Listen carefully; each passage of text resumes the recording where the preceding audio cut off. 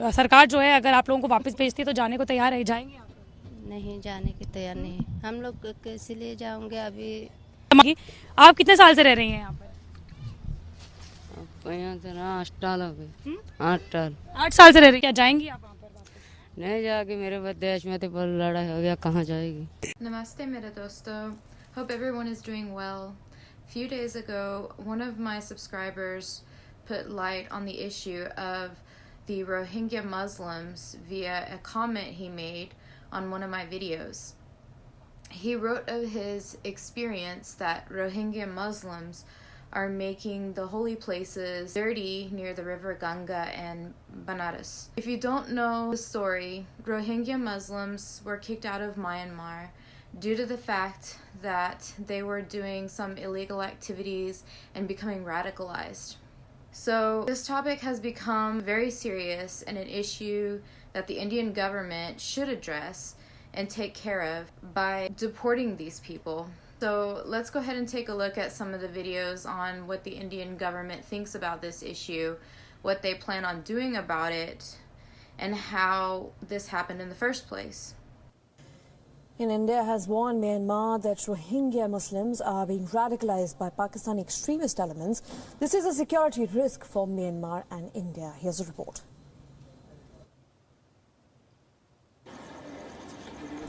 Earlier this month, India's Ministry of Home Affairs advised state governments to identify and deport all illegal immigrants, including Rohingya refugees. Junior Home Minister Kiren Rijiju on Tuesday said, asserting that nobody should give India lessons on the issue as the country has absorbed the maximum number of refugees in the world. Please be very clear. No human rights organization or no other country can accuse India of intolerant or dealing with Rohingyas in a very inhuman manner. They are illegal immigrants in India. Deportation has to be through a legal process. We are not going to use force to throw out anybody. So such images were painted as if we are very inhuman. We are not. In fact, no other country has accepted as much refugees as India has accepted. The Rohingya refugees in India have taken a long and circuitous route to find sanctuary in this country. Most of them entered Bangladesh waters, boarding boats in Myanmar Rakhine state. From there, they first entered Bangladesh and crossed into India, taking the land route entering Bengal or Bihar. हम लोग तो आया हूँ ऐसे, इतने मुश्किल से आया हूँ, गुली की नीचे नीचे से हम लोग ऐसे चोरी चोरी चुपे चुप के आया हूँ. The Rohingyas cannot be vilified as economic immigrants. They are people who have been forced to flee their homeland for fear of persecution. They are now spread all over India and live in relative security. जैसा कि मैंने Burma Bangladesh border था, बीच में समंदर है, उसमें नाव है होता है, समंदर का ऊपर से चलता नाव, और नाव से मैंने कुछ पैसा देके बांग्लादेश पार हुआ. उसका बाद में बांग्लादेश से होके बांग्लादेश में दूरात का बाद में फिलहाल इसका पहले भी रोहिंग्या हमारा मुसलमान यहाँ था और उससे कॉन्ट्रैक्ट करके बातचीत करके मैंने यहाँ कलिकट्टा से पार हुआ, बांग्लादेश से कलिकट्टा. यहाँ पे कितने और लोग हैं जो बच पाए, जो यहाँ में रोहिंग्या यहाँ 70 फैमिली तक करीब है यहाँ. While all eyes are set on PM Modi, his 2-day visit in Myanmar post-BRICS summit is closely monitored. There are 16,500 Rohingya refugees in different pockets in India. The question is whether they are a threat to our nation or not. Sneha Mukherjee, VOA. Ministry of Home Affairs has not given any directions to provide flats to Rohingya illegal migrants at Bakarwala in New Delhi. Illegal foreigners are to be kept in detention centres till their deportation as per law. Needless to say, it's confusing. Did the minister get his facts wrong? Or was this a belated U-turn by the government? The fact is we can't be sure, and we don't want to speculate. The first announcement did attract a lot of criticism though. After all, the current government had promised to deport the Rohingya refugees, so giving them flats enraged their supporters. But the issue itself is not new to India. More than 17,000 Rohingya currently live here. These are refugees certified by the United Nations. Unofficially, the number could be much higher. According to some reports, as many as 40,000 Rohingya live in India.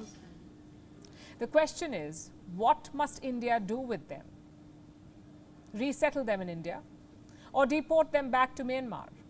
Now, for the second option, deportation, you need Myanmar's regime on board. But right now, that's not possible. Back in 2020, the army captured power in Myanmar, the same army that carried out the genocide against Rohingya. They held a coup in 2020. They're in power now. So repatriation has been delayed. What about domestic and international laws? What do these laws say about refugees? The international practices are set out by a couple of laws. The UN Refugee Convention of 1951 and the UN Refugee Protocol of 1967. What do they say? Well, they lay down a number of obligations, but the biggest one is this. No country shall force refugees to return to a country where they face serious threats to life or freedom. And the Rohingya check this box. The United Nations calls them the most persecuted minority in the world. Then how can India deport them? Because India never signed the refugee conventions, and with good reason. The conventions were largely built for the Western world. Their borders were perfectly defined, their economies were advanced, so the West could afford these conventions. True. Well, that's not the case in India's neighborhood. Here, the borders are extremely porous. In some places, they're yet to officially be defined. So India never signed the refugee convention. Also, India never drafted a national refugee policy, which means there is no document that Indian leaders can refer to.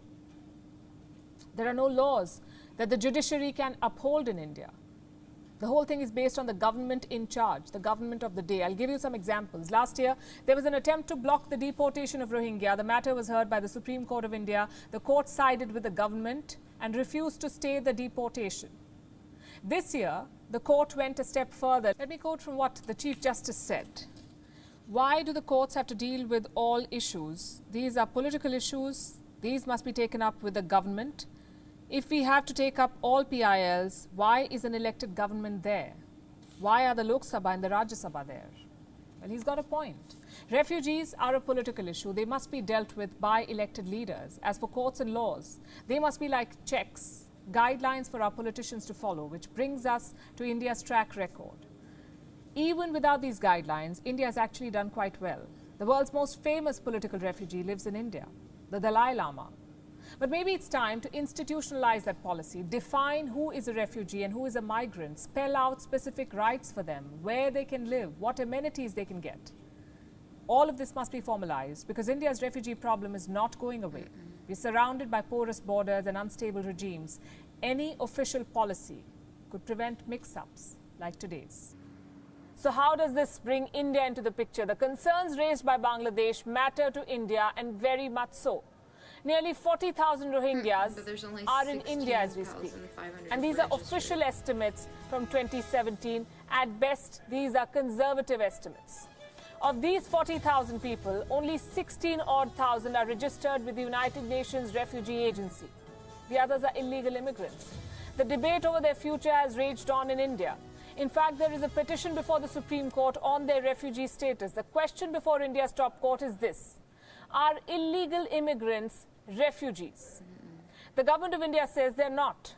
But rights activists say that an exception must be made because Rohingyas are not economic immigrants. They're fleeing persecution and death in Myanmar. 2 years ago, the Modi government announced a plan to deport illegal foreign nationals from India. Rohingyas come under that category as well. Kiren Rijiju, the then Union Minister of State for Home Affairs, categorically stated the government's position. He said Rohingyas are illegal immigrants, and that is his government's stance.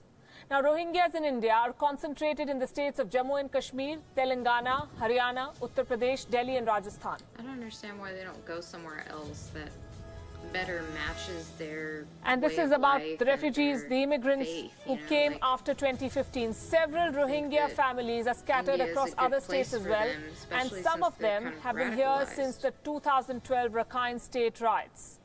Despite criticism from the Western press, the government of India did not shirk the responsibility to assist those who fled the riots. While those who preached from afar did not extend any material support to these Rohingya refugees and these immigrants, not even Muslim countries, India took them in, thousands of them. But at some stage, these immigrants have to be deported. They must be crazy that deported. Muslim Besides, countries aren't intelligence doing sources anything have to raised help them, and concerns you over think the they would extremist because elements in they're Rohingya Muslim, settlements. correct? Given the current situation, it is important for India to resolve this issue, especially with intelligence on the possibility of a Pakistan-based terror threat. By the way, India has done more for Rohingyas than many self-proclaimed vanguards of human rights. India gave Myanmar $1 million relief assistance in 2012. India also launched Operation Insaniyat. This was to provide relief assistance to Rohingya camps in Bangladesh. That was in 2017. In a nutshell, India's stance is this. India ensured that the Rohingyas received help.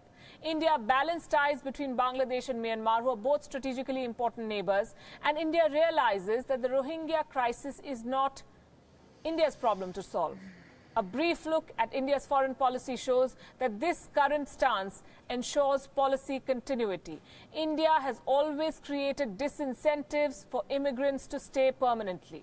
Even after the 1971 war, India did not consider the Bangladeshis who fled to India as refugees. It is ridiculous to ignore the security challenges due to the continued and prolonged presence of Rohingyas in India just to take the humanitarian moral high ground. This problem is Myanmar's to solve, not India's. If anything, India must prioritize the safe return of Rohingyas to Myanmar, and that's what the government is trying to do here. Instead of piling the burden of illegal immigration on India, or for that matter on Bangladesh, the international community should try to ensure that the rights of Rohingyas are protected in Myanmar, which is their home country. So newsflash with these videos, and what I've learned is that the Indian government does not really have any plans, or they do, but it's confusing. When will they do anything, and what keeps getting in the way?